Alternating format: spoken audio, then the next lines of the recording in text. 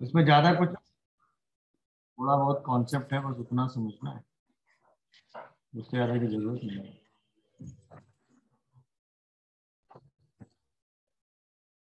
हमें बात करनी है probability distribution for a random variable.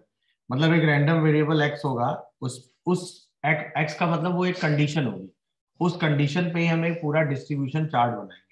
तो probability distribution for a random variable X, then system of number, जैसे एक्स की वैल्यू हम वेरी कराएंगे, x1 x2 से लेके xn तक। हर x की वैल्यू के हिसाब से हम प्रोबेबिलिटी कैलकुलेट करेंगे px।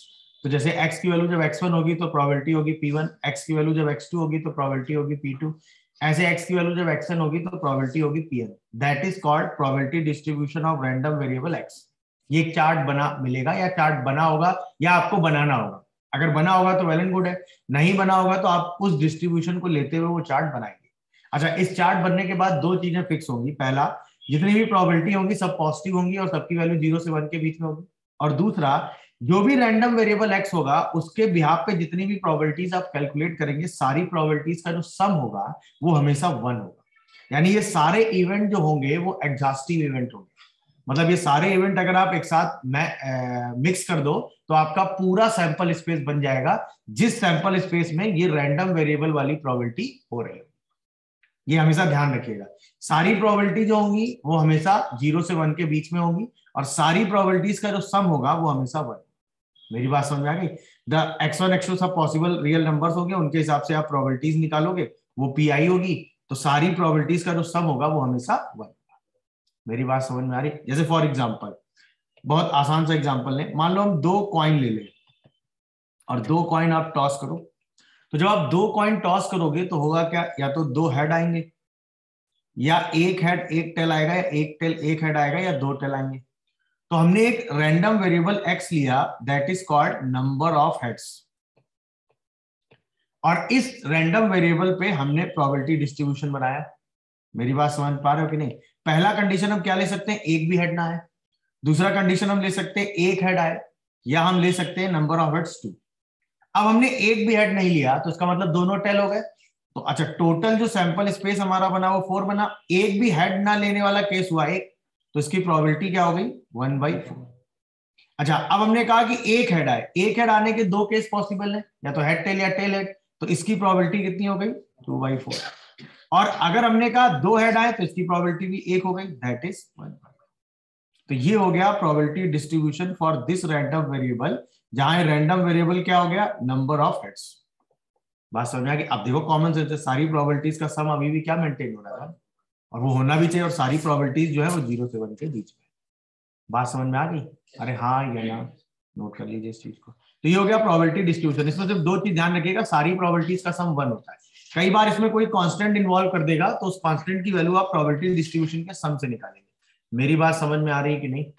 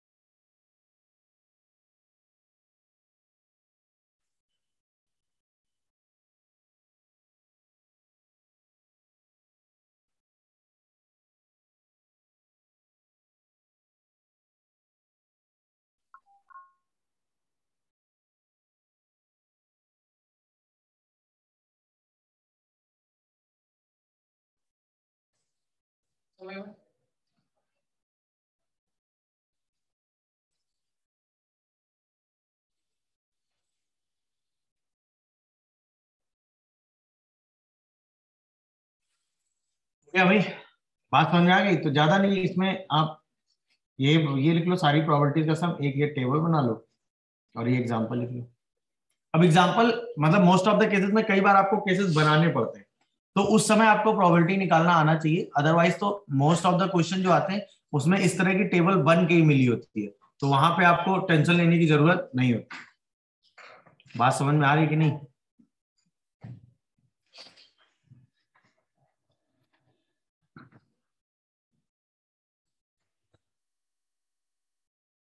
देख लीजिए भाई, कोई डाउट आ रहा हो तो ओके हो। अब जैसे मैं आपसे कहूं एक प्रोबेबिलिटी डिस्ट्रीब्यूशन आपको बनाना है, right, probability distribution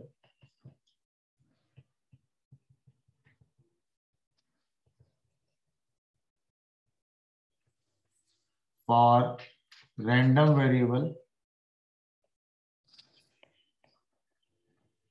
for random variable X, और एक्स है क्या, sum of number attain when two dice roll. मतलब आपने 2 डाइस रोल की तो जो नंबर आया उसका सम कर दिया आपने। समझ में आया कि नहीं? अच्छा, अब डिस्ट्रीब्यूशन जब आपको इसका लिखना है तो सिंपल है, एक्स आई और पी एक्स आई, यही तो आप करोगे। अब सम क्या क्या आ सकता है, या तो सम 1 है, 1 तो कभी आएगा ही नहीं। पहली बार सम क्या आएगा 2, फिर सम क्या आएगा 3, फिर क्या आएगा 4, फिर 5, फिर 6, फिर 7, फिर 8, फिर 9, फिर 10 और फिर 11। अच्छा, टोटल सैंपल स्पेस आपको पता ही 36 होता है, और इस पर आपने एक टेबल बनाई रखी है 1 2 3 4 5 6 7 8 9 10 11 12। याद आया कि नहीं टेबल? और इसको आपने लिख रखा है 0 1 2 3 4 5 6। अब आपको सारे सम का आइडिया है, तो बताओ प्रोबेबिलिटी डिस्ट्रीब्यूशन के हिसाब से अगर आप डिस्ट्रीब्यूशन बनाओगे तो 2 सम आने की प्रोबेबिलिटी 1/36, 3 सम आने की प्रोबेबिलिटी 2/36, 4 सम आने की प्रोबेबिलिटी 3/36, 5 सम आने की 4/36, 6 सम आने की प्रोबेबिलिटी 5/36, 7 सम आने की 6/36, 8 सम आने की 5/36, 9 सम आने की 4/10 सम आने की 3/36, 11 सम आने की 2/36, और 12 सम आने की प्रोबेबिलिटी कितनी होगी 1/। ये आपका प्रोबेबिलिटी डिस्ट्रीब्यूशन बन गया और दिस रैंडम वेरिएबल। कितने लोगों को समझ में आ रहा है भाई? क्लियर हो रहा है कि नहीं बताओ? समझ में आया कि नहीं?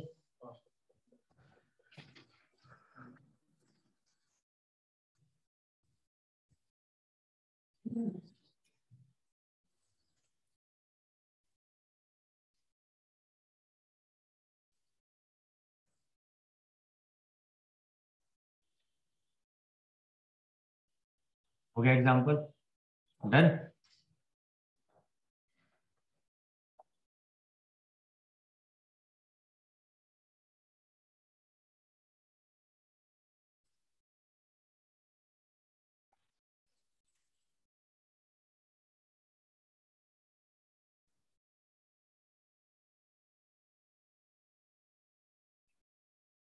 देख लीजिए, कोई डाउट है, कंफ्यूजन आ रहा हो तो बताइए।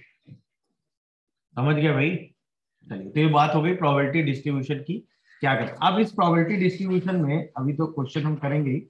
अब इसमें जो 2 इंपॉर्टेंट चीजें आपसे एक्स्ट्रा में पूछी जाती है, दैट इज मीन और वेरिएंस। इसके बाद हम इसका क्वेश्चन भी करेंगे, तो हम इसके लिए सिर्फ एक रिजल्ट उठा के लिख लेते हैं। ये किसी भी प्रोबेबिलिटी डिस्ट्रीब्यूशन की अगर आपके सामने बात की जाए तो उस प्रोबेबिलिटी डिस्ट्रीब्यूशन का अगर आपको मीन निकालना हो, वो डिस्ट्रीब्यूशन कैसा भी हो कोई फर्क नहीं पड़ता। सेकंड जो चीज जिस पर बेस क्वेश्चन इस पर बनेंगे वो यही है, आपसे इस प्रोबेबिलिटी डिस्ट्रीब्यूशन का या तो मीन पूछा जा सकता है या वेरिएंस या स्टैंडर्ड डेविएशन। अच्छा, मीन वर्ड सिंपल होता है, सारी प्रोबेबिलिटीज का सम। भाई मीन अगर आपको कुछ एंट्रीज दी है तो उसका मीन तो सिंपल होता है ना, सारी एंट्रीज का सम divided by total number of entries.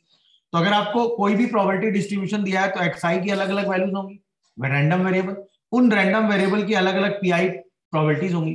तो मीन ऑफ प्रोबेबिलिटी डिस्ट्रीब्यूशन होता है ईएक्स, जिसको आप रिप्रेजेंट करते हैं आई इक्वल टू 1 से लेकर एक्सआई इंटू पीआई। मतलब एक्सआई को पीआई प्रोबेबिलिटी से मल्टीप्लाई करते जाओ और सबको आपस में ऐड कर दो। That is mean of that probability distribution. कोई भी प्रोबेबिलिटी डिस्ट्रीब्यूशन आपके सामने आ जाए, आप उसका mean by using this result निकाल सकते हैं। बात समझ में आ गई? अच्छा, मीन हमने निकाल लिया। वेरिएंस होता है प्रोबेबिलिटी डिस्ट्रीब्यूशन का ई एक्स स्क्वायर। अच्छा, वेरिएंस में सिंपल काम करते हैं, इस एक्सआई का स्क्वायर करते हैं, उसको इस प्रोबेबिलिटी से मल्टीप्लाई करते हैं और सबको आपस में ऐड कर देते हैं, और उसमें जो भी आपने मीन निकाला है उसका स्क्वायर माइनस कर देते हैं। That is variance. अच्छा, स्टैंडर्ड डेविएशन तो आपको पता ही होता है, रूट ओवर ऑफ वेरिएंस। मेरी बात समझ में आ गई? तो आपको कोई भी प्रोबेबिलिटी डिस्ट्रीब्यूशन दिया हो, आप उसका मीन इजीली निकाल सकते हैं, आप उसका वेरिएंस इजीली निकाल सकते हैं, आप उसका स्टैंडर्ड डेविएशन इजीली निकाल सकते हैं, इससे ज्यादा वेरिएशन नहीं होगा। मेरी बात समझ में आ गई? हाँ या ना, नोट कर लीजिए।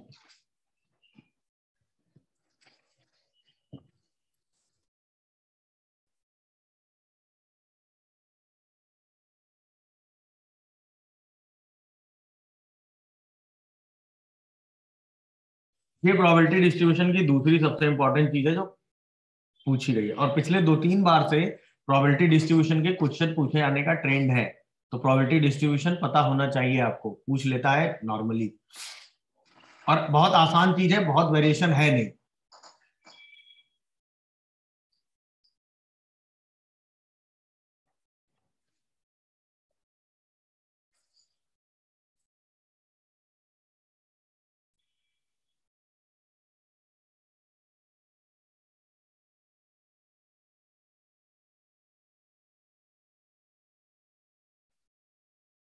मेरी बात क्लियर हो रही है? किसी को कोई कंफ्यूजन या डाउट हो तो अपनी बात बोल सकता है अभी भी। डन है? अब जैसे ये जो चीज आपने नोट की, हम इस एग्जांपल के लिए लगाते हैं। सपोज हमारे सामने एक प्रोबेबिलिटी डिस्ट्रीब्यूशन ये रख रखा है, ठीक है। हम इसके लिए, ये एक प्रोबेबिलिटी डिस्ट्रीब्यूशन है हमारे सामने, है कि नहीं? अब हम इसके लिए इस प्रोबेबिलिटी डिस्ट्रीब्यूशन का मीन निकालते हैं। तो मीन हमने पढ़ा है ई एक्स होता है, अरे हाँ है ना? तो मीन का मतलब हुआ क्या? आई इक्वल टू 1 से लेके, सॉरी, आई इक्वल टू 0 से स्टार्ट होगा ना, 0 1 2, 0 से लेके कहां तक? 2, x I into P I, जो भी प्रोबेबिलिटी होगी उस सेक्शन पे। तो सारी प्रोबेबिलिटी क्या होगी? पहला 0 इंटू 1/4, 1 इंटू 2/4, और 2 इंटू 1/4।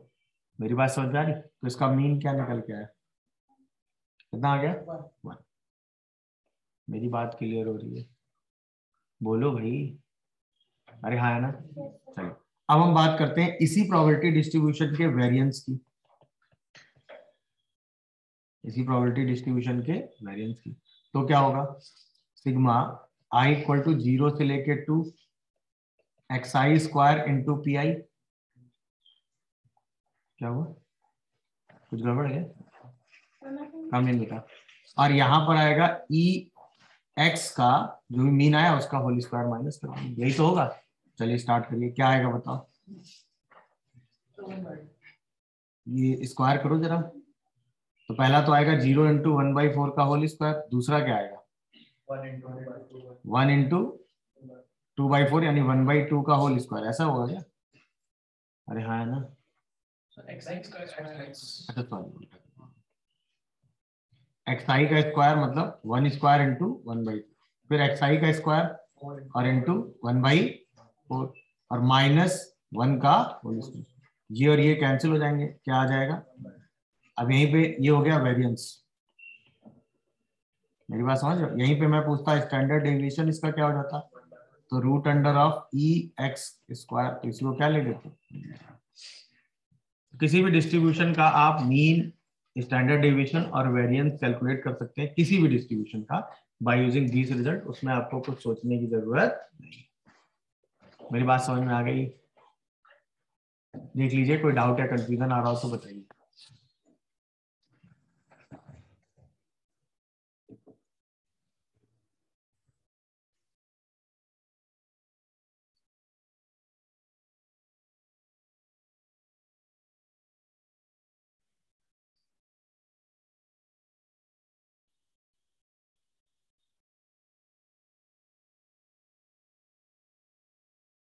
ठीक है?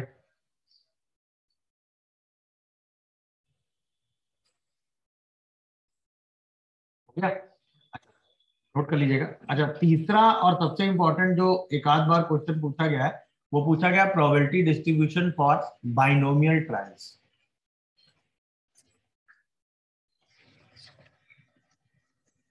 प्रोबेबिलिटी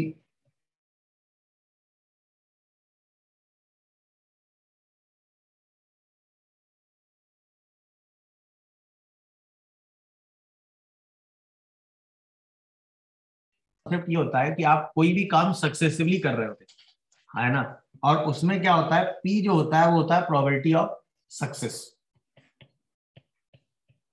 P क्या होता है, प्रोबेबिलिटी ऑफ सक्सेस, समझ गए। और Q क्या होता है, प्रोबेबिलिटी ऑफ अनसक्सेस। और जब आपके पास दो ही ऑप्शन हो कि या तो आप सक्सेस हो गए या अनसक्सेस हो गए, तो दोनों की प्रोबेबिलिटी का सम हमेशा क्या मेंटेन होता है, समझ गए कि नहीं। अब आउट ऑफ n ट्रायल्स, अब आप कहते हो ना out of n trials for R success, तो इसकी प्रोबेबिलिटी क्या होती है, बोलो, इसकी प्रोबेबिलिटी क्या होती है, P R, that is n में से r सक्सेस हो जाते हैं, r टाइम सक्सेस होने की प्रोबेबिलिटी और n minus r times failure. ये आपने बाइनोमियल ट्रायल में पढ़ा, एटलीस्ट एटमोस्ट इसी के हिसाब से आपने अरेंज कर लिया। आउट ऑफ n मतलब n ट्रायल्स आप कर रहे हैं, उसमें से r बार सक्सेस होने की जो प्रोबेबिलिटी है वो है NCR p की पावर r q की पावर n माइनस r। ये आप बाइनोमियल ट्रायल में अभी तक पढ़ के आए हैं, इसी में एटलीस्ट एटमोस्ट वाला केसेस था जो आपने लगाए थे। अब इसी में अगर आप रैंडम वेरिएबल मान लो, r trials, r success is a random variable, हमने एक रैंडम वेरिएबल लिया x और वो हो गया आपका number of success out of n trials, मतलब n ट्रायल्स कर रहे हो और उसमें x नंबर ऑफ सक्सेस। मेरी बात समझ पा रहे हो कि नहीं। तो इसका बाइनोमियल ट्रायल क्या बनेगा, px। अब आप क्या बोलोगे, एक भी सक्सेस ना हो, अरे हाँ है ना, या एक भी सक्सेस ना हो मतलब सारे के सारे क्या हो गए, फेल्योर हो गए, यानी कि nc सारे के सारे क्या हो गए, फेल्योर, nc 0 q की पावर n, क्योंकि सक्सेस तो हुआ ही नहीं ना, p की पावर 0 हो गया। फिर क्या हुआ, एक सक्सेस हुई यानी nc1 p इंटू क्यू की पावर n माइनस 1, दो सक्सेस हुई nc2 p की पावर 2 q की पावर n माइनस 2। ऐसे करते करते क्या हुआ, r नंबर ऑफ सक्सेस हुई तो ncr p की पावर r q की पावर n माइनस r। ऐसे करते करते n माइनस 1 सक्सेस हुई तो nc n माइनस 1 p की पावर n माइनस 1 q, और सारी की सारी सक्सेस हो गई यानी nc n p की पावर n। क्या यही प्रोबेबिलिटी डिस्ट्रीब्यूशन बनेगा, कितने लोगों को मेरी ये बात समझ में आ रही है, बोलो भाई। क्या ये प्रोबेबिलिटी डिस्ट्रीब्यूशन आपको क्लियर हुआ। फॉर बाइनोमियल डिस्ट्रीब्यूशन के लिए जो प्रोबेबिलिटी डिस्ट्रीब्यूशन आपके सामने बन के आएगा वो यही आएगा। देख लीजिए, कोई दिक्कत या कंफ्यूजन आ रहा हो तो बताइए।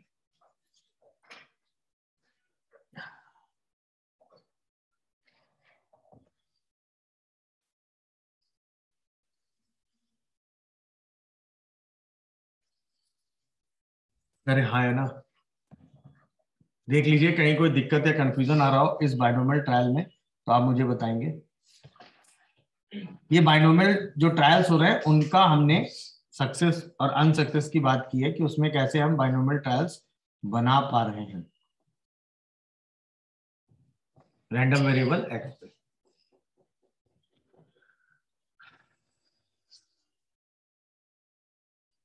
अब इसी में एटमोस्ट की बात हो, एटलीस्ट की बात हो, तो आप इसी डिस्ट्रीब्यूशन को देख के बता सकते हैं।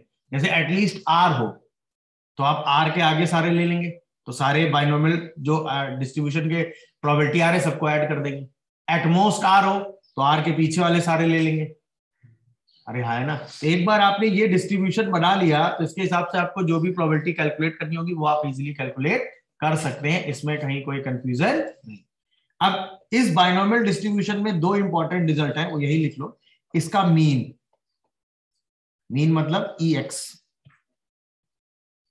तो इसका जो मीन होता है वो होता है n into P, P is the probability of success, अरे हाँ है ना, और इसी का वेरिएंस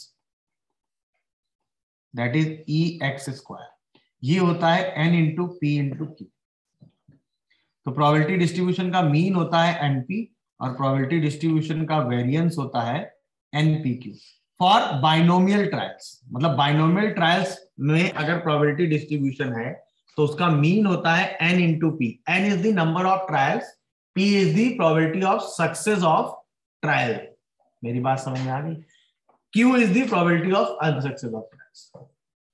तो वेरिएंस होता है npq और मीन होता है np।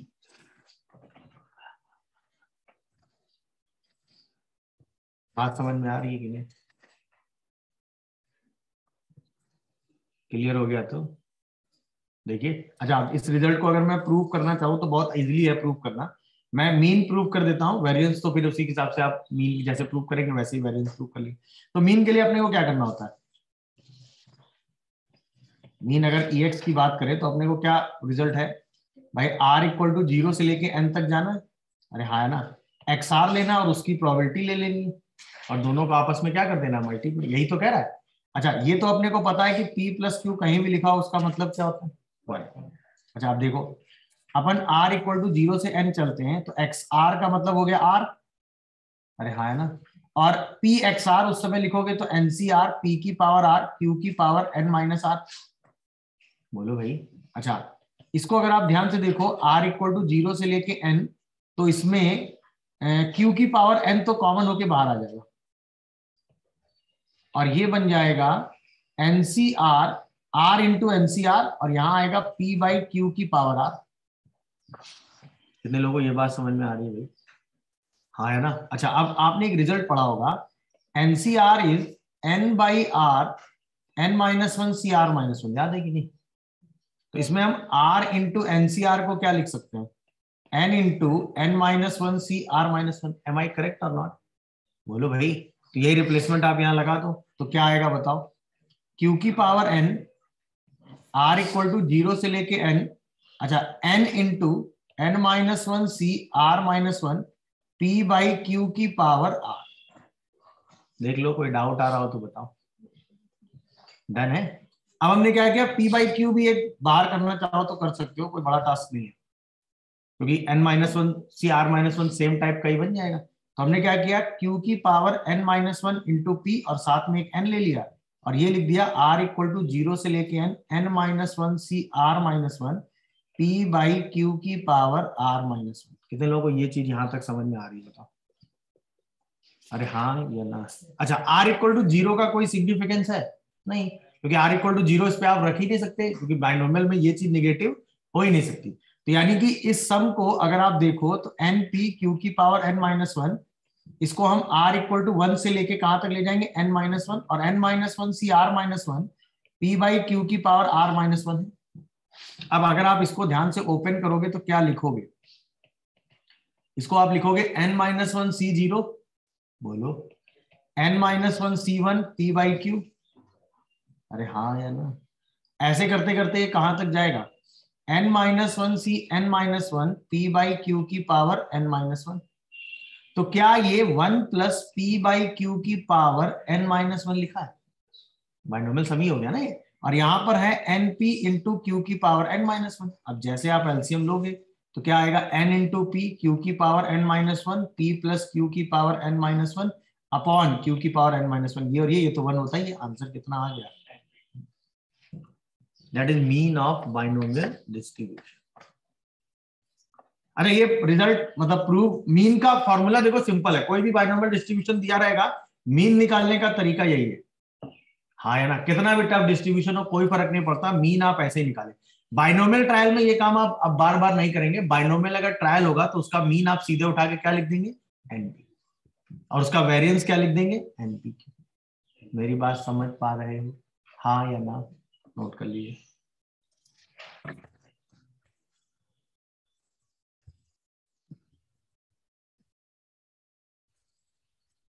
नोट कर लीजिएगा और इसके बाद वेरिएंस जरा प्रूफ करने की कोशिश करिए। वेरिएंस वाला रिजल्ट प्रूफ करने की कोशिश करिए। मीन वाला रिजल्ट नोट कर लीजिए, वेरिएंस वाला रिजल्ट प्रूफ करिए जल्दी से। जेई मेन में तो आप डायरेक्ट लगा देंगे, but binomial trial J advance में भी एक आध बार पूछ लिया गया, और वो जब मीन वेरिएंस ऐसे पूछेंगे तो आपसे वो प्रूफ में ही कहीं घुमा ले जाएंगे आपको।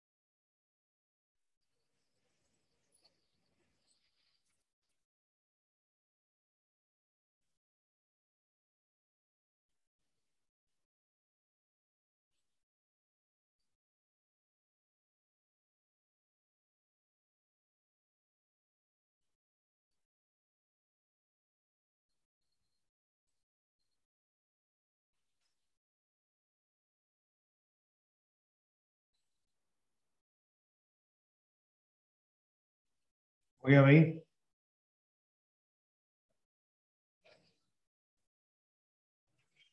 बढ़िया आगे। अब हम बात करने जा रहे हैं, ये लिख लिया ना सबने?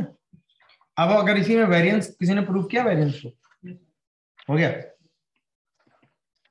तो वेरिएंस वाले रिजल्ट में अगर आप देखोगे तो आपको क्या चाहिए, ई एक्स स्क्वायर चाहिए ना, ई एक्स स्क्वायर, और उसका रिजल्ट क्या होता है, सिग्मा आर इक्वल टू 0 से लेके एन, है कि नहीं? एक्स आर का क्या करेंगे आप, स्क्वायर, और probability P X R multiply, और बाद में उसमें क्या माइनस कर देंगे, जो आपने मीन निकाला है उसका स्क्वायर।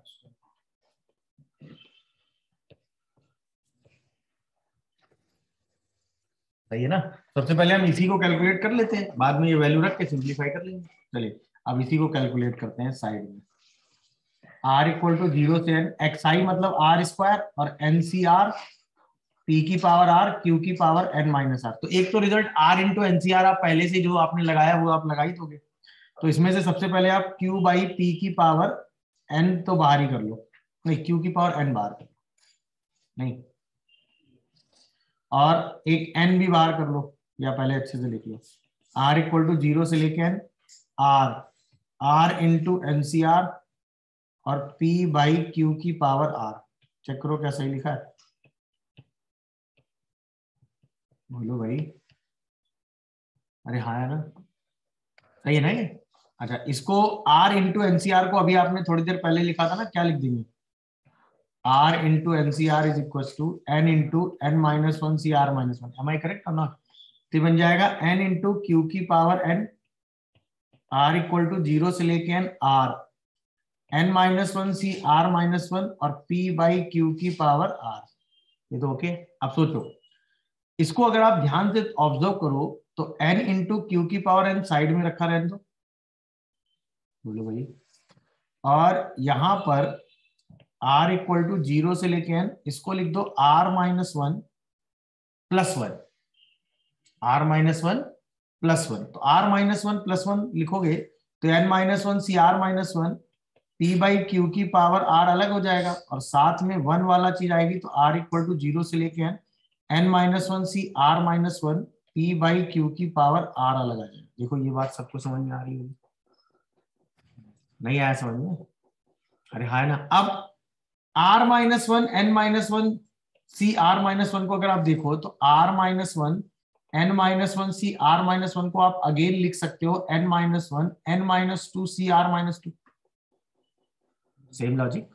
तो इसको आप जैसे रिप्लेस करोगे तो n इंटू क्यू की पावर n तो ऐसे ही रहेगा, यहां पर आएगा r इक्वल टू 0 से लेके n, n minus one n minus two C R minus two, और p बाई क्यू की power r minus two into P by Q का होल स्क्वायर। अच्छा, इसमें कोई दिक्कत ही नहीं है, r इक्वल टू 0 से n, n minus one C R minus one, p by Q की power r minus one into P by Q. दिख रहा है सबको कि नहीं? अब यहां से क्या क्या कॉमन आएगा, दिस ये कॉमन होके बाहर आएगा। अच्छा, यहाँ पे स्टार्ट कहां से हो जाएगा, r इक्वल टू 2 से, क्योंकि 0 1 का कोई मतलब है नहीं क्योंकि नेगेटिव है। ये कहां से स्टार्ट हो जाएगा, 1 से, क्योंकि r इक्वल टू 0 का कोई मतलब नहीं। तो पूरा रिजल्ट बचा n इंटू क्यू की power n, n minus one P by Q का whole square, r equal to 2 से लेके n, n minus two C R minus two, P by Q की power r minus two, plus p by Q, r equal to 1 से लेके n, n minus one C R minus one, P by Q की power r minus one. समझ रहे हो कि नहीं? अब तो सिंपल है, ये तो सीधा हो गया p प्लस क्यू की power 1 plus p by Q की पावर r n-2, ये सीधा हो गया 1 प्लस p बाई क्यू की पावर n-1। अब सारी वैल्यूज रख दो, n इंटू क्यू की power n, n-1 p by Q का whole square, 1 plus p by Q की power n-2, p by Q 1 plus p by Q की power n-।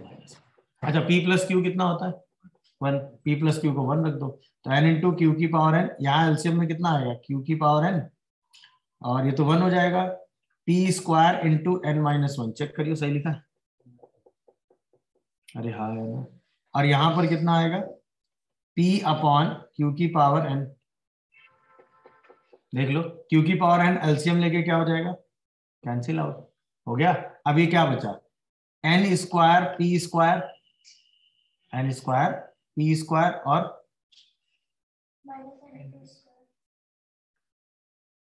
Minus N P square, और साथ में क्या आ गया p, दिख रहा होगा ये सबको, साथ में एन पी आ गया। अब ये क्या बचा, एनपी का होल स्क्वायर आया ना, यहां से हमने क्या कॉमन किया एनपी, अंदर क्या बचा 1 माइनस पी, और 1 माइनस पी को ही हम क्या लिख सकते हैं क्यू, तो आ गया एनपी का whole square plus NP Q. अब यही वैल्यू उठा के हमने यहाँ रख दी, तो ये क्या आ गया एनपी का whole square plus NP Q, और ये क्या है एनपी का होल स्क्वायर, ये दोनों कैंसिल हो गया, आंसर कितना आ गया। तो नॉर्मल है वही सेम, आपने प्रोबेबिलिटी डिस्ट्रीब्यूशन ही लगा दिया, उसके हिसाब से सिंप्लीफाई कर दिया आराम से। समझ में आ रहा है कि नहीं, नोट करना चाहो नोट कर सकते हो, बट जो रिजल्ट ध्यान रखिएगा प्रोबेबिलिटी डिस्ट्रीब्यूशन में इससे ज्यादा नहीं।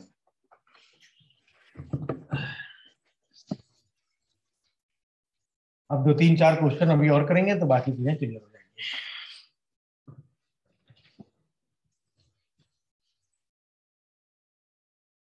इसमें प्रोबेबिलिटी डिस्ट्रीब्यूशन जो कि बाइनोमियल का है, तो इसमें बाइनोमियल की प्रॉपर्टीज ही यूज हो गई है बस, और कुछ नहीं है।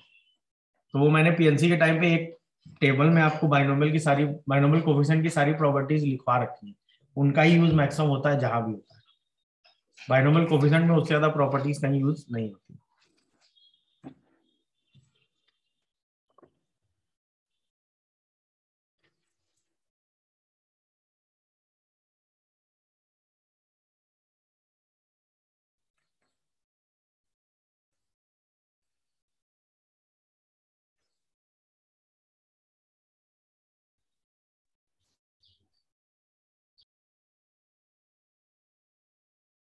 और जब भी आपको कोई भी बाइनोमियल डिस्ट्रीब्यूशन दिया जाएगा तो उसमें सारी प्रोबेबिलिटीज का जो सम आता है वो हमेशा, वो जितनी भी प्रोबेबिलिटीज होती है उस डिस्ट्रीब्यूशन में सबका सम हमेशा 1 होता है, ये ध्यान रखिएगा, क्योंकि सारे इवेंट एग्जॉस्टिव इवेंट होते हैं, वो पूरे सैंपल स्पेस को कवर करते हैं।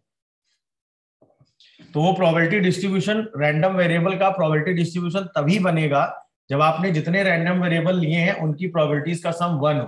अगर वो रैंडम वेरिएबल में प्रोबेबिलिटीज का सम 1 नहीं है तो वो रैंडम वेरिएबल का प्रोबेबिलिटी डिस्ट्रीब्यूशन बन ही नहीं सकता, ये ध्यान रखिएगा हमेशा।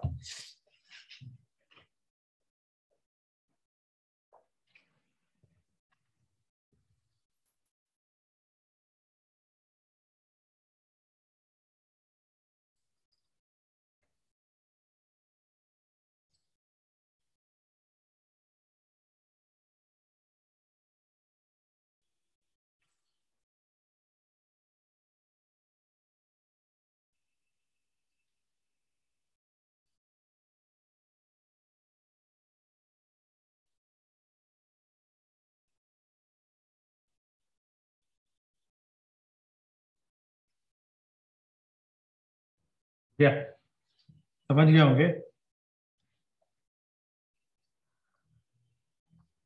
तो बाइनोमियल ट्रायल्स अगर होगा तो उसमें उस प्रोबेबिलिटी डिस्ट्रीब्यूशन का जो मीन होता है वो होता है एनपी, और वेरिएंस होता है NP Q, where P is the probability of success of trial and Q is the probability of unsuccess of trial in binomial distribution.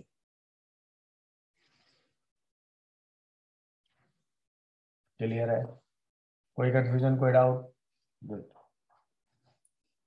हो गया ना, नोट हो गया तो चलिए प्रोबेबिलिटी डिस्ट्रीब्यूशन पे 1-2 क्वेश्चन कर लेते हैं, उसके बाद आगे बात करते हैं।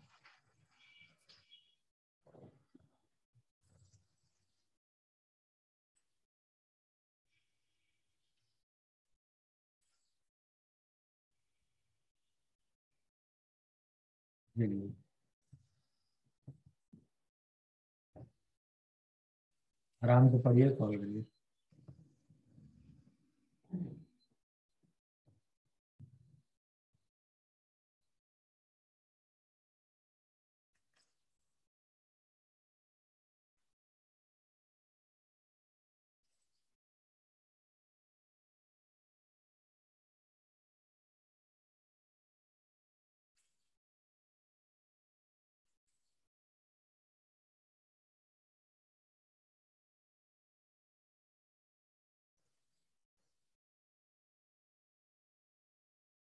बस हमें डिस्ट्रीब्यूशन वाली टेबल बना लेनी है, एक बार वो बन जाएगी तो बाकी कोई दिक्कत नहीं।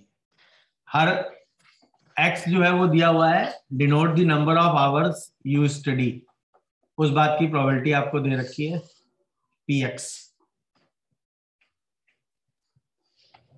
तो 4 के बाद तो वैसे भी लिखने की जरूरत है नहीं, क्योंकि सारी प्रोबेबिलिटी 4 के बाद क्या हो जा रही है, 0।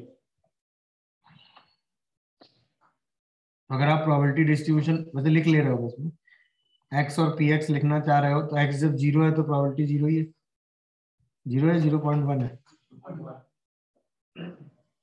x जब 1 है तो प्रोबेबिलिटी k, अरे हाँ है ना, kx मतलब k ना, और x जब 2 है तो प्रोबेबिलिटी 2, x जब 3 है तो प्रोबेबिलिटी 2k, और x जब 4 है तो प्रोबेबिलिटी k।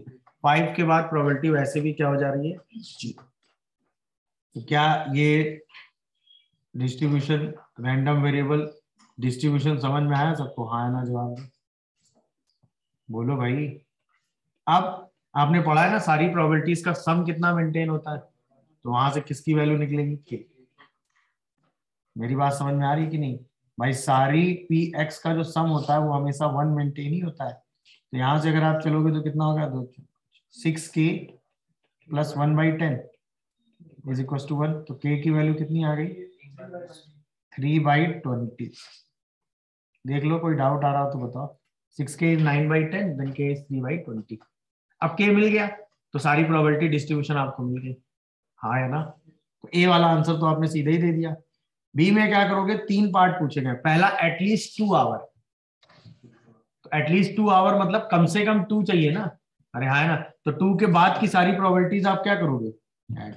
तो प्रोबेबिलिटी एटलीस्ट 2 आवर्स क्या हो जाएगा, 2k plus 2k plus k मतलब 5k, अरे हाँ है ना। 5k का मतलब हो गया 3/4, नहीं समझे?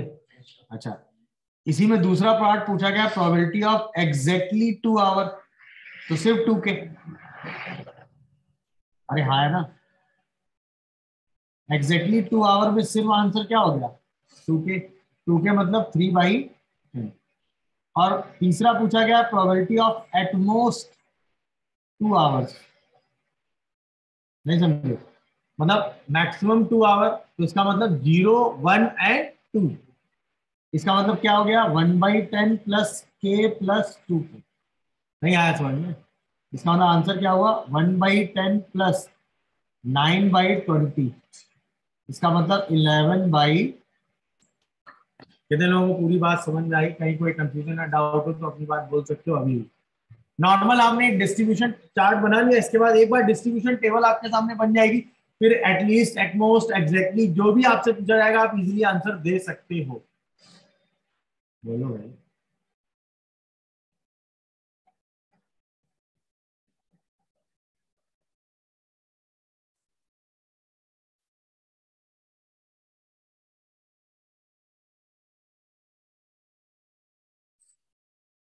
क्या हो रहा है? क्या ये बात अपने को समझ में आ गई, हाँ है ना?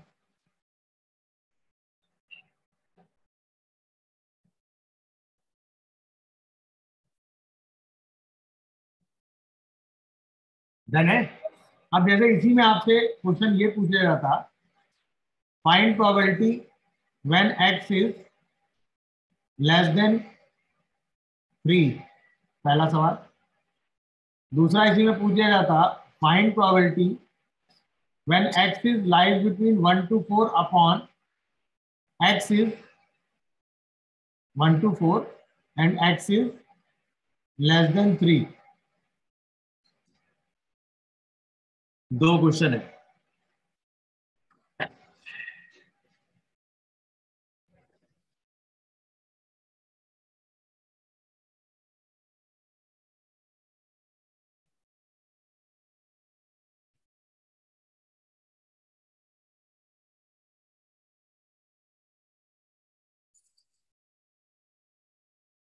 समझिए क्वेश्चन। अब देखो पहला वाला तो सिंपल है, लेस देन 3 का मतलब P0 P1 P2 and P3। पहले वाले में तो आपको सिंपल करना है, P X equal to 0, P X equal to 1, P X equal to 2 and P X equal to 3। नहीं आया समझ में? अरे हाँ ये ना, तो सीधा आंसर आप क्या बोलने वाले? 1/10 प्लस 5 के, बोलो भाई, यानी आ गया 1/10 प्लस 3/4। बोलो, सही लिखा ना? है ना? तो फाइनल आंसर क्या है? मतलब 85/100, यानी 75/20, 17/20 है।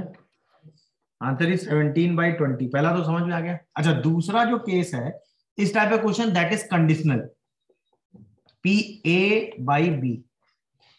अरे हाँ है ना, ये तो वही चीज हो गई ना, पी ए प्रोबेबिलिटी और B P A by B. आपने पढ़ा है कि ए और बी का क्या लेते हैं? इंटरसेक्शन और प्रोबेबिलिटी ऑफ बी। अब सोचो, x 1 से 4 के बीच में हो और 3 से लेस हो। 1 से 4 के बीच में क्या क्या आएगा? 2 और 3। 3 से लेस में क्या कॉमन आ पाएगा? से 2। तो यानी आपसे जो प्रोबेबिलिटी पूछ रहा है वो पूछ रहा है पी एक्स इक्वल टू 2 की probability divided by P x less than 3 की प्रोबेबिलिटी। इसका मतलब ये हो गया। कितने लोगों को ये मतलब समझ में आया? डन हुआ? अच्छा ये क्वेश्चन ऐसे भी लिख के पूछा जा सकता है, प्रोबेबिलिटी x 1 से 4 डैश x लेस देन 3। तो इसका मतलब भी सेम ही है, इसका मतलब भी सेम। अब बताओ x इक्वल टू 2 की प्रोबेबिलिटी तो आप डायरेक्ट लिख सकते हो कि नहीं? कितनी है वो? 2k। और ये वाली प्रोबेबिलिटी कितनी हो गई? 1/10 प्लस 3k। नहीं, 3 से लेस है ना, 3 नहीं लेना है। बोलो भाई। और अब आंसर आप बता दो कितना आएगा, बताओ। 9/2k, 3/10 प्लस 11 9 बाई नहीं 6/11, 6/11। 6/11 है। देख लो, कोई डाउट आ रहा हो तो बताओ। इजी था। इससे ज्यादा मैक्सिमम वेरिएशन नहीं होंगे, ये मैक्सिमम वेरिएशन है। इससे ज्यादा प्रोबेबिलिटी डिस्ट्रीब्यूशन बहुत ज्यादा होगा, कंडीशनल लगवा लेगा। इससे ज्यादा प्रोबेबिलिटी डिस्ट्रीब्यूशन में आपके सामने वेरिएशन नहीं लगाया जा सकता। बात समझ में आ रही है? कोई दिक्कत, कोई डाउट देख लीजिए, कोई कंफ्यूजन या डाउट आ रहा हो तो बता दीजिए।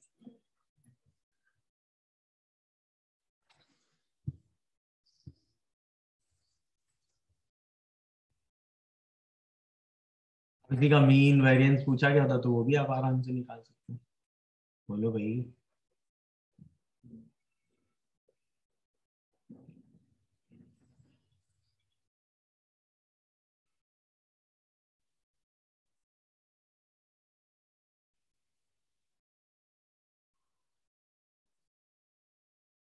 अरे हाँ है ना, आगे बढ़े तो क्लियर हो गया। एक क्वेश्चन और करेंगे, ये वाला।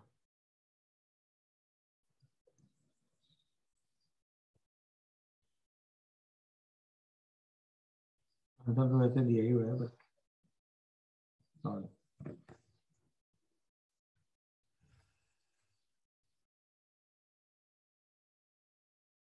पहले प्रोबेबिलिटी डिस्ट्रीब्यूशन की टेबल बनाइएगा। दो कार्ड आप निकाल रहे हैं और जो डिस्ट्रीब्यूशन है वो नंबर ऑफ एसेस है। दो कार्ड निकाल रहे हो तो एक भी एसेस ना हो, एक एसेस हो और दो एसेस। तो रैंडम तो यही हो गया ना, एक्स की वैल्यू या तो 0 होगी या 1 होगी या 2। और विद रिप्लेसमेंट है, मतलब जो कार्ड आप निकाल रहे हैं उसको वापस रख देगा। यानी हर बार आप एनएस कितना ले रहे हैं? 52। ये ध्यान रखिएगा, एनएस में कोई चेंज नहीं है।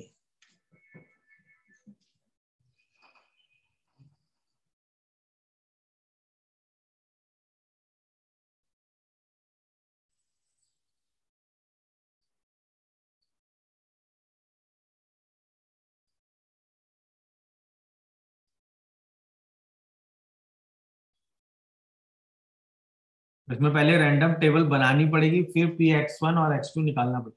डायरेक्ट भी आप Px = 1 Px = 2 रख सकते हैं, वो इतना बड़ा टास्क नहीं, बट एक टेबल बना लोगे तो चीजें सोचना थोड़ा आसान हो जाता है। तो x और उसकी प्रोबेबिलिटी 0 1 2। अच्छा, कभी भी प्रोबेबिलिटी ऑफ टेकिंग एसेट्स की प्रोबेबिलिटी क्या होगी? कोई भी एक कार्ड एस लो तो उसकी प्रोबेबिलिटी 1/13 होगी। अरे हाँ है ना, 4 ऐसे होते हैं ना, उसमें से कोई एक उठा लो, हाँ है ना, और 52 में से कोई एक उठा लो। अच्छा, क्योंकि आप काम कर रहे हो विद रिप्लेसमेंट, मतलब जो कार्ड आप निकाल रहे हो उसको वापस से रख दे रहे हो, तो हर बार सैंपल स्पेस तो 52 मेंटेन है, तो हर बार एस लेने की प्रोबेबिलिटी तो यही होगी ना, और ना लेने की प्रोबेबिलिटी बचा हुआ।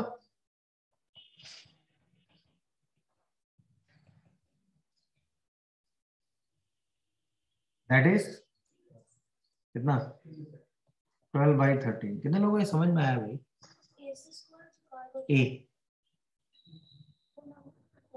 नहीं, नंबर कार्ड 2 से शुरू होती है।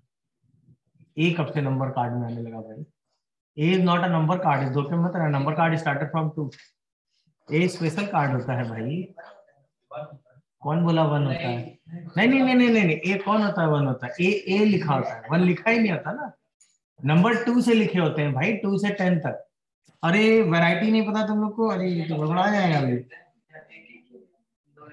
नहीं नहीं नहीं नहीं नहीं, एक एक नहीं होता है भाई, एक होता है ऐसे ए, फिर होते हैं नंबर कार्ड 2 से 10, फिर होते हैं फेस कार्ड JKQ, ये होता है पूरा डेक भाई। ये नंबर कार्ड, ये एसेस, और ये फेस कार्ड। समझ गए कि नहीं? इस धोखे मत रहना भाई, A is not a number card. Number card 2 से 10 होते हैं, ठीक है। चलिए अब आओ, सबसे पहला, एक भी एसेस ना हो इस बात की प्रोबेबिलिटी। दो कार्ड लेने, दोनों में एक भी एसेस ना हो, मतलब दोनों कार्ड क्या हो? नॉट एसेस, मतलब प्रोबेबिलिटी क्या होगी भाई? 144/169। ये दिखा कि नहीं? 12/13 इंटू 12/30। अरे हाँ है ना। अच्छा, अब एक एसेस हो और एक नॉन हो, तो ये काम 2 बार कर सकते हो कि नहीं भाई? पहली बार ए, दोबारा ए ना हो, या पहली बार ए ना हो दोबारा ए हो? बोलो भाई, प्रोबेबिलिटी कितनी होगी? 12/169। कितने लोगों को समझ आ रहा है भाई? अच्छा, एक भी एसेस ना हो इस बात की प्रोबेबिलिटी, दोनों एसेस हो मतलब 1/160, 1/13 इंटू 1/13। ये हो गया प्रोबेबिलिटी डिस्ट्रीब्यूशन। डन। अब तो क्वेश्चन आसान हो गया, आंसर इज 25/169। आपको क्या चाहिए? प्रोबेबिलिटी चाहिए जब एक एसेस हो, और प्रोबेबिलिटी चाहिए जब दो एसेस। तो इस बात की प्रोबेबिलिटी कितनी हो गई? 24 + 1/, आंसर इज 25/,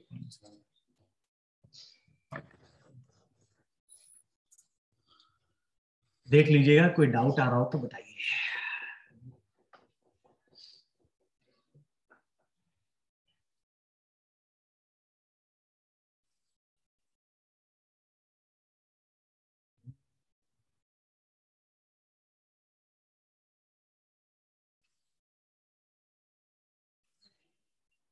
भैया भाई, यही सेम क्वेश्चन है, और विद की जगह विदाउट लिखा है।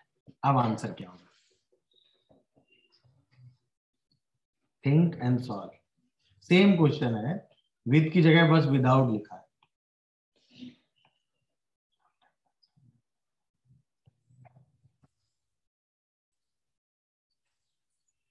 सेम क्वेश्चन है, यहां पे लिखा है विदाउट रिप्लेसमेंट। क्या बनेगी टेबल, क्या होगा आंसर?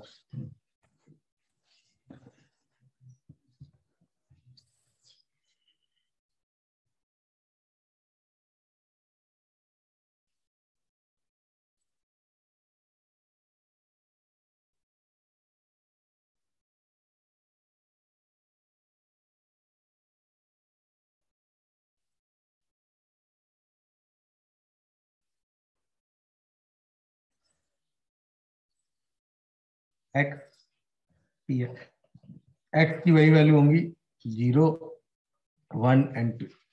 ऑब्वियसली एक भी ऐसा नहीं, एक या दो। तो क्या होगा? अब जब आप विदाउट रिप्लेसमेंट करेंगे ना, तो आप चीजें सेलेक्ट कर रहे होंगे, तो आपके पास दो पार्ट होंगे। एक 4 एसेज होंगे और एक 48 अदर कार्ड। अरे हाँ है ना। और स्टार्टिंग में आपके पास जो एनएस होगा वो होगा 52 में से टेकिंग 2 कार्ड, तो यानी 52C2। अब सिलेक्शन लग जाएगा ना, हाँ है ना, क्योंकि अब हर बार आफ्टर फर्स्ट कार्ड टेकिंग आपके पास एनएस चेंज होकर 51 बन जाएगा। मेरी बात समझ आ रही? तो पहली प्रोबेबिलिटी क्या होगी, एक भी एसेट नहीं है, इसका मतलब 48 में से कोई भी 2 कार्ड आप ले लो और 52C2। एक एसेट है मतलब 4 में से कोई एक कार्ड उठा होगा और बाकी 48 में से कोई एक कार्ड आया होगा, डिवाइडेड बाय 52C2। और 2 एसेट है मतलब 4 में से कोई 2 कार्ड आए होंगे, 52C2। कितने लोगों को टेबल समझ में आई? पहला सवाल बोलो भाई, पूछो। विद और विदाउट का मतलब समझ गए कि नहीं? विद में क्या हो रहा था, विदाउट में क्या हो रहा था, बात समझ में आ गई कि नहीं? विद में आप सेम काम कर रहे थे बार बार, क्योंकि हर बार आपको 52 डेक मिल रहा था और उसमें से एक एस लेना 1/13, नहीं लेना 12/13, ऑलवेज। वो कभी भी चेंज नहीं हो रहा है। मेरी बात समझ रहे हो? बट जब आप विदाउट रिप्लेसमेंट करेंगे, मतलब जो कार्ड आप ले रहे हैं उसको आप दोबारा उस जगह नहीं रख रहे हैं, तो इसका मतलब आप क्या कर रहे हैं, हर बार नंबर ऑफ जो कार्ड्स हैं उनकी काउंटिंग चेंज हो रही है, तो वो सिलेक्शन लग जाता है। मेरी बात समझ में आ गई? नोट कर लीजिए, कोई डाउट है, कंफ्यूजन आ रहा हो तो बताइए। अब देखो, इसको अगर कायदे से करोगे तो ये 48C2 और इसका मतलब ही यही हो जाता है 48/52 इंटू 47/51। देखो ध्यान से, यही लिखा है। और अगर आप इसको ध्यान से देखोगे तो ये लिखा हुआ है 4/52 एंड 48/51, और ये 2 बार। अरे चाहे तो 2 बार का मतलब, 2 बार का मतलब ये आप ऐसे भी कर सकते हो, 48/52 4/51, तो 2 बार हो गया ना। हाँ या ना, बोलो। और इसका मतलब 4/52 3/51, सेम हो गया। इसीलिए हम सीधा सिलेक्शन उठा के लगा देते, इसकी हम चिंता नहीं करते। कितने लोगों को बात समझ आ रही है? बोलो भाई। अरे हाँ या ना। अब तो प्रोबेबिलिटी आप आराम से निकाल ही लोगे, इन दोनों को उठा के सीधा क्या कर देना, ऐड कर देना। कर लेंगे कि नहीं भाई? अब हम प्रोबेबिलिटी x इक्वल टू 1 प्लस प्रोबेबिलिटी x इक्वल टू 2 तो आराम से निकालिए, कोई दिक्कत नहीं है। देख लीजिए, कोई डाउट आ रहा हो तो बताइए, क्या आएगा आंसर, कोई बताएगा? 48 इंटू 4C2 कितना होता है 6, डिवाइडेड बाई 52C2, तो ये आ जाएगा, सॉल्व करके बताइए। 198/1326, तो और भी सॉल्व होगा ना अभी।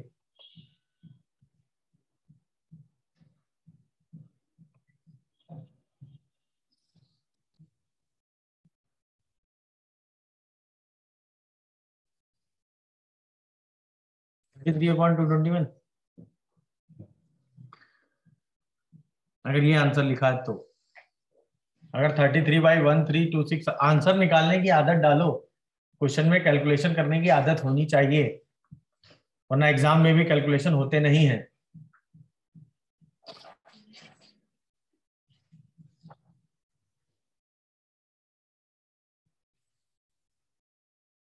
विद और विदाउट से इतना अंतर आ जाएगा क्वेश्चन में, समझ रहे हो कि नहीं? गुड।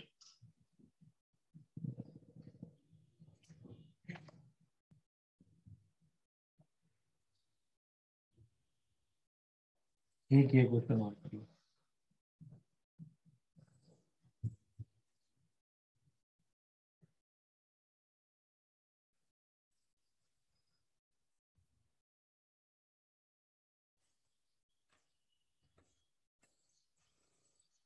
सॉल्व, आंसर बताइए।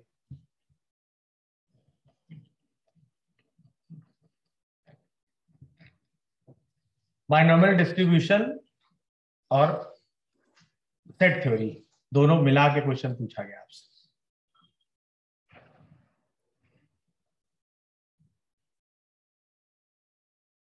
सारा काम एक ही बार में करा लिया गया क्वेश्चन में, आराम से सॉल्व करिएगा, सोच समझ के आंसर दीजिएगा। आपके पास 1 मिनट का टाइम है। डिस्ट्रीब्यूशन आपको सामने दे रखा है, ई एफ प्रोबेबिलिटी क्या है वो बता रखा है, ई यूनियन एफ बताना है। ई यूनियन एफ तो समझते ही हो, probability of E plus probability of F minus probability of E intersection F. E का मतलब एक्सिस प्राइम, प्राइम मतलब 2 4 2 3 5 7, और लेस देन 4 का मतलब 1 3 1 2 3, दोनों में कॉमन 2 और 3, बस बाकी तो क्वेश्चन में जमा ही नहीं। अब सारी प्रोबेबिलिटीज निकाल के सिंपलीफाई करके आंसर लिखना। समझ रहे होगे भाई, बताओ फिर जल्दी से।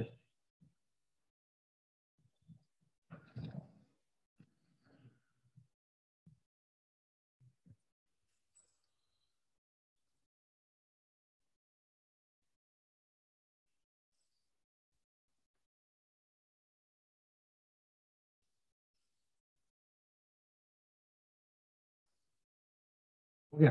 क्या है? 0.77 बता रहे।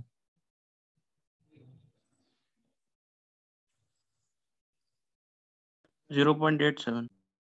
ये लो भाई 0.87 बता रहे हैं। अब दो आंसर तो होंगे नहीं, मल्टी करेक्ट तो पॉसिबल नहीं है। यही गड़बड़ हो रहा है, इसी में माइनस हो जा रहा है। देखो भाई क्या आंसर सही है। प्रोबेबिलिटी ऑफ ई में क्या आएगा?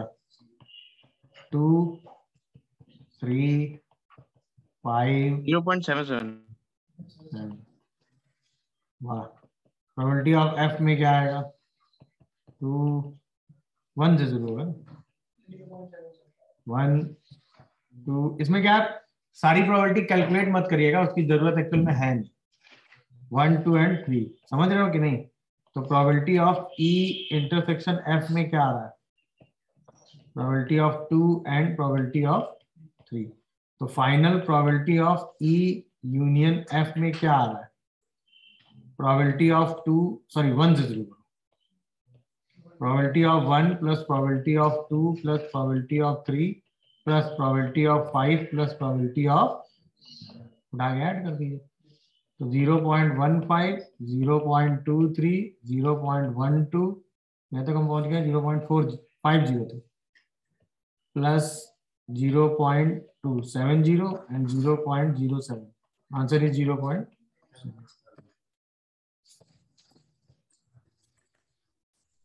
देख लीजिए, कोई डाउट आ रहा हो तो बताओ। समझ गए कि नहीं भाई?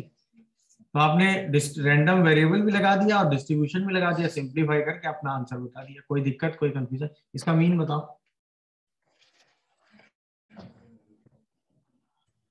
Find mean quick. इस डिस्ट्रीब्यूशन का मीन बताओ, मीन।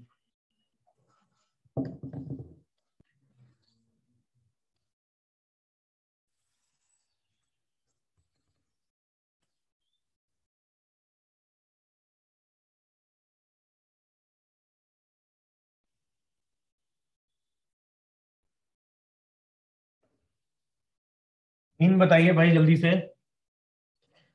तो वही x इंटू पी एक्स कर देंगे, 2.84।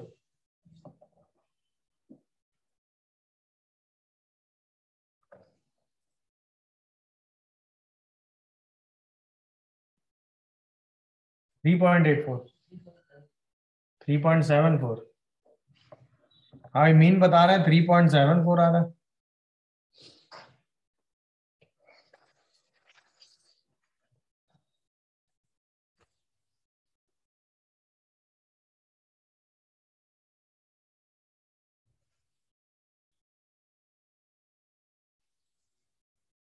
Answer is 3.74।